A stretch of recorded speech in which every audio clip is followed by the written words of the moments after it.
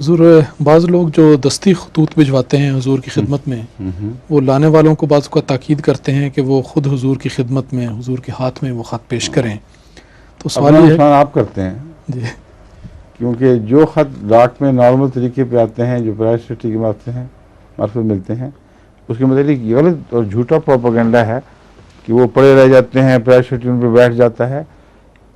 ایک بھی ایسی مثال نہیں کہ پرائسٹی نے وہ خط کسی بنا پر بھی مجھ سے میرے پاس نہ پیش نہ کیا ہو، تاخیر سے پیش کیا ہو. اور اکثر ڈاک تو میرے سامنے آ کر پھر میں کہتا ہوں کہ اب اس کو خلاصوں کے لیے فلاں جگہ دے دو، فلاں جگہ دے دو. دفتری ڈاک 100% میں خود دیکھتا ہوں. جو ذاتی خطوط ہیں اکثر لوگوں کے، ان کے لفافوں سے مجھے اندازہ ہو جاتا ہے. اور پریسٹی کو بھی تجربہ ہو گیا ان کی تحریروں کا، وہ بغیر پھاڑے اسی طرح لفافے مجھے دیتا ہے اور فوراً وصول ہوتے ہیں وہ خط. چنانچہ جلسے پر جو ڈاک کے ذریعے خط آئے تھے وہ جلسے شروع ہونے سے پہلے مجھ تک پہنچ بھی گئے، پڑھ بھی لیے. جن کو تاکید کی ہوئی تھی کہ ہاتھ سے دینا وہ بجائے تھیلیاں اٹھاتے پھرے.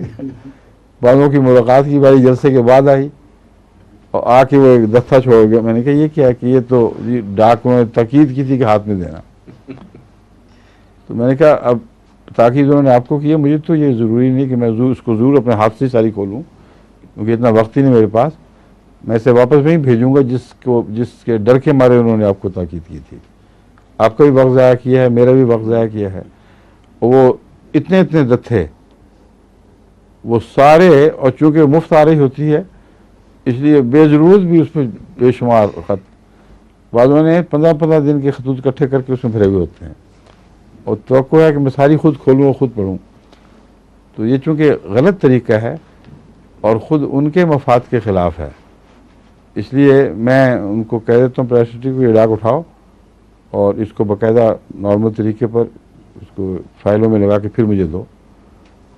تو یہ ڈاک ملتی تو ہے، یعنی مگر ملنے کے بعد بھی دوسرے دن ہی مجھے ملے گی پھر. اور تاخیر اتنی ہو جاتی ہے کہ بعض مریض مر چکے ہیں، ان کا خط اب آیا ہے. کسی نے شادی کا مشورہ مانگا ہے، کسی نے بچے کا نام پوچھا ہوا ہے. بعض ایسے ہیں جو دستی ہونے کی وجہ سے 2 مہینے بعد میں ملے ہیں، اور اس لیے میں وقت پہ نام بھی نہیں رکھا سکا، وقت پہ دوا تجویز نہیں کر سکا. تو آپ کو کس طرح خیال، اچھا خیال ہے یہ؟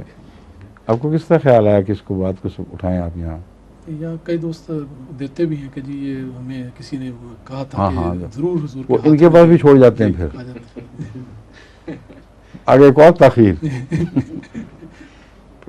ان کے امام صاحب کے پاس چھوڑ جاتے ہیں کہ آپ نے دینا ہے، اور بعد میرے عزیزوں کو دیتے ہیں، وہ وہاں اوپر ڈیلیور کرواتی ہیں بچیاں ہمارے گھر کی، اور جو اوپر ہو اس کا اور بھی برا حال ہو جاتا ہے، کیونکہ وہ کہیں میز پہ رکھا گیا ادھر ادھر اور صفائی کرنے والے نے سمیٹ کے اس کو ایک طرف رکھ دیا.